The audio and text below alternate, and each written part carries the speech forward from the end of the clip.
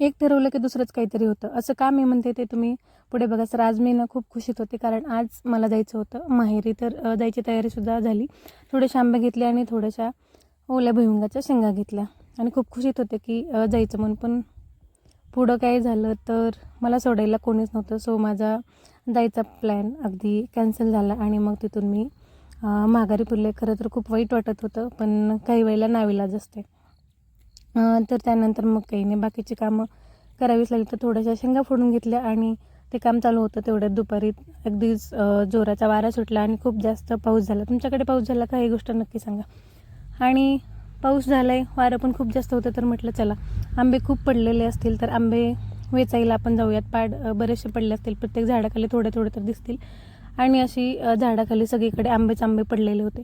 तिघीजणी वेचत होतो तरीसुद्धा आंबे खूप जास्त होते आणि पाडायला पडलं म्हणजे जास्त कष्ट घ्यायची गरज नव्हती.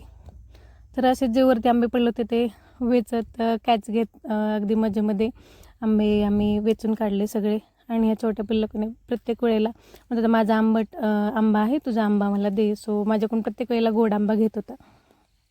त्याच्यानंतर आंबे वेचले आणि तिथून पुढे गेलो दुसऱ्या झाडाखाली सुद्धा अगदी आंबे छान मिळाले आणि तिथून मग आम्ही घरी आलो. खरं तर कोणती गोष्ट चांगलीच होती, नाही तर मी इकडे आले असते तर कदाचित आंबे खायला भेटले नसते. तर खूप जास्त वेगवेगळ्या प्रकारचे आंबे खायला मिळाले आणि रस्त्यातसुद्धा माझी अडचणच झाली असती पावसामुळे.